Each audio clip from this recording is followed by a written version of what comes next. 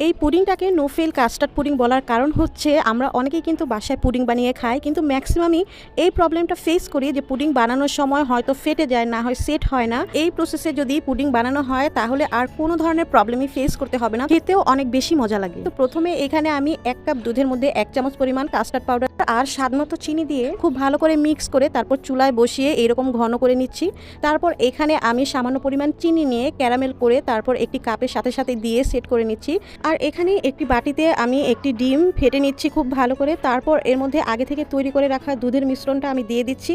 তারপর আবার খুব ভালো করে ফেটে এইখানে ক্যারামেল করে রাখা এই কাপের মধ্যে আমি সবগুলো ঢেলে দিয়ে তারপর এই পানির মধ্যে ভাপ দিয়ে নিচ্ছি 20 মিনিটের মতো।